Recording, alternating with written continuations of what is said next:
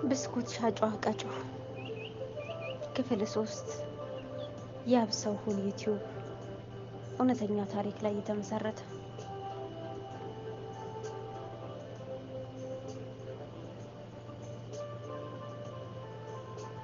በሉ ወደምትጠብቁት ልወስዳችሁ። እንዴ የሆነ ወንዝ ደረሰ። ጨለማ ስለነበረ በቅሎ አደናቅፎት ወደቀ። ውሃ ነው፣ ወደ ታች ገደል ነው። እኔ በስተላይ ነው በኩል ልጄ ወደ በታች በኩል በቅሎ ሆድ ውስጥ ገባ። የእናት ነገር ይገርማል። ገና የመጀመሪያ ነው፣ ግን ልቤ ሰፍ አለብኝ። ለካ ወልዳችሁ አገኙት መባል እርግማንም ምርቃትም ነው ብዬ ልጄን ብዬ በጩኸት ወንዙ አስተጋባ። ድቅድቅ ጨለማ ነው። ወደ ታች ልጄ ከወደቀ ውሃው ወሰደብኝ ብዬ ልቤ ባንዴ ክው አለ። የእናቴ ልጅ ወንድሜ እኔን ተወኝና ልጄን አልኩትኝና ጸጥ አልኩኝ። እግዚአብሔርም ማትረፍ ይችልበታልና ወንድሜ እኔን እንደደገፈኝ ተርበተበተ። አጎቴ ልጅ በቅሎውን ከፊት ይስብ ነበርና ገና ገመዱንም ለቆ ልጁንም ለማትረፍ በማይታመን ፍጥነት ከበቅሎ ሆድ ገብቶ የለበሱትን ልብስ ከነሰውነቱ ሽቅብ አንጠለጠለው። አቤት የእግዚአብሔር ስራ ግሩም ድንቅ መሆኑ! ልብሱ መሰለኝና በዝምታ ተመለከትኩት። የሞባይል ባትሪ ሲበራ ከፊቱ ድፍት ያሉት ጸጉሮቹ ታዩኝ። ወንድሜና እናቴ ኪዳነ ምሕረት ከጭንቅ አውጭልኝ ብሎ የሲቃን ባተናነቀ። እኔም ኡራኤልን በጣም አምነዋለሁና አምላከ ቅዱስ ኡራኤል ምንም የምለው ነገር የለኝም፣ እንካ ምስጋናዬ። የእውነት አድጎ ያንተ አገልጋይ እንደሚሆንም ፍቃድህ እንደሆነ አየዋለሁ ብዬ አመሰገንኩት። ወዲያውኑ ልጄን ሰጠኝ ብዬ በድንጋጤ ምርር ብሎ አለቀሰ። ምግብ ጧት የበላውኝ ስለነበርኩኝ የአራስ አንጀት ተንሰፈሰበብኝ። ቶሎ እናቴ ጋር በደርስ ፈለኩኝ እና ያጎቴ ልጅ እጄን ይዞ እየመራኝ በቅፌ አድርጎ እየተራመድኩኝ ወተት የሌለው ጡቴንም የመንገዱ እያጠባው ከቤተሰብ ጋር ተገናኘ። የጨለመውን ነገር ተውት፣ እንቅፋቱ ምን ውቅቱ! ግን በድንገት አንድ ነገር ተመላለሰብኝ። እመቤታችን ልጇን ይዛ ስትሰደድ ምን ያክል መከራ ገጥሟት ይሁን? ረሃቡስ፣ እንቅፋቱስ! ልጇ ሞተ ለማትረፍ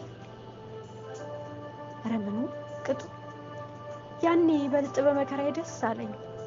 እምዬ ጋር ደረስኩኝና ድፍት ብላ ምድሩን ስማ ልጄ ዛሬ ድጋሚ አምጬ ወለድኩሽ ብላ እንባዋን በመንታዋ ዘራችሁ። ወልዳችሁ እዩት የተባለው ትልቅ ነገር በእናቴ ላይ አየሁት። እምዬ ይቅር በይኝ አልኳት።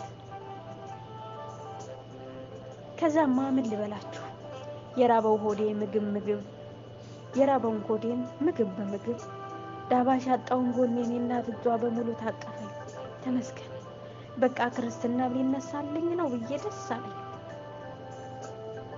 ማህበር ደርሶባቸው በዛ ላይ ጠላ በጋን ተዘጋጅቶ ነበርና አምላኬ ሁሉን አመቻችቶት ቀኑ ደርሶ ክርስትና የባለቤቴ ዘመዶች ተጠርተው ተደግሶ ወልደ ሰንበት ተብሎ በአብ በወልድ በመንፈስ ቅዱስ ስም ልጄ ተሰጠኝ።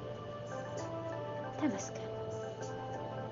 ወደ ቤት ተመልሰን ድግሰኛው ገብቶ ቁጭ ከማለቱ የሰው ነገር ሐሜት ጀመረ። አያለም የራሳችን ትተን የሰው ማማሰሉን አዘንኩኝ። አንድ ነገር ከጆሮዬ ጥልቅ አለ። ሴቲቷ ማቴ ናት። ልጁ ባይመስለው ኑሮ ከሌላ ነው ነበረ። እሱ ያመጣውን የእሱ ባይሆን ኑሮ የሚል ነገር ሰማሁ። ሰው አሽቻዩ መከራ ስቃይ ባንቺ አይደለም በክርስቶስም ሆኗል ብዬ በዝምታ አለፍኩት። ብቻ ምን ልበላችሁ፣ ብዙ ሰውማ ቤተሰብ ለቻለኝ ሀገር አወራ። ወድቄ የምቀር መስሏቸው አብዝተው ረገጡ። ግን ይህን እል ነበረ፣ አምላኬ ኢዮብን ያነሳ ታነሳኛለህ እለዋለሁ። እንዲህ የሆነ ብዙ እየሰማሁኝ 3 ወር ተቀመጥኩ። እናቴ የኔ መጨነቅ ግራ ገባት። ልጄ ምን ሆነሽ ነው እያለች ሁሉ ጊዜ በእናትነት ፍቅሯ እማተይ እስቲ አንቺ ለቻልሽኝ አንቺ ለወለድሽኝ ብዙ ተባልኩኝ ብዬ በመንታው የተለመደውን እንባዬን አወረድኩት። እንባዬ ከልጄ ጉንጭ አረፈ። ምርር ብሎ አለቀሰ። እናቴ ምን አረገሽ ብላ ልጄን ከነጄ ነጠቀችኝና ወሰደችው። እናቴ እኔ መሄድ አለብኝ፣ ይህ ልጅ ግን ምን ላድርገው አልኳትኝ።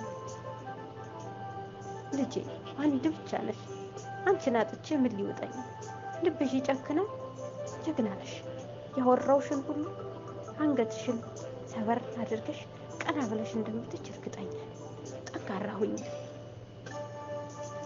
አንገትሽን ያስደፋሽን ሁሉ ታሳፍሪዋለሽ አለችኝ። በነገሮች ሁሉ ጠንካራ እናት፣ ጀግና እናት ስላለች ትከሻዬን ነካ ነካ እያደረገች የሚያበረታ ቃሏን በጆሮዬ ውስጥ አስገባች።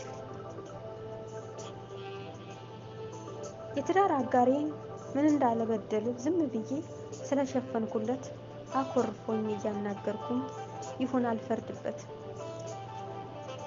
ክብሩንም አስነክቼበት ነው። ያንን ስትለኝ እንደ እኔማ እንዲህ የምትይኝ ልጄ ይሞታል እንዴ? ትቻው አልሄድኩም። ፈገግ ብላ ውብ በሆነው ጥርሶቿ እኔ አንቺን እንዳሳደግኩሽ አሳድገዋለሁ አለች።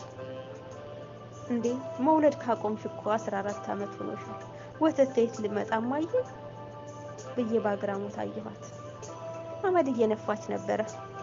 ለምንሽ ነውማ አልኳት። ዝም ብላ በውሃ በጠበጠችው እና ጠጣችሁ።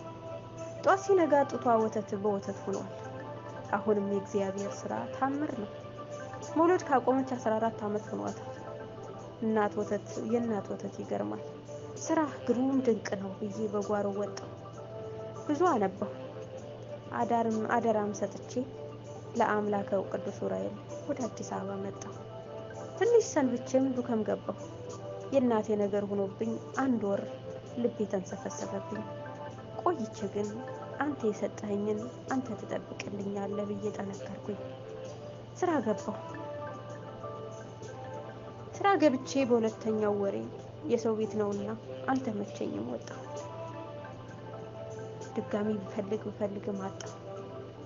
ኤፍቢም ማውቀው አንድ ልጅ ነበርና በስደት እያለሁ ደወለልኝ። ሁሉንም አወራሁት። በአካል አንተዋወቅ እንገናኛለኝና ከምነግራችሁ ኤፍቢ ውሸታም ነው፣ ግን ብዙ መልካም ጓደኞችን ያገኘሁበት። ተገናኘንና ሲያየኝ በፎቶ የሚያቀኝ ሳልሆን ጥቁር ቆር ያልኩኝ ከስት ያልኩኝ ሲሆን አዘነ።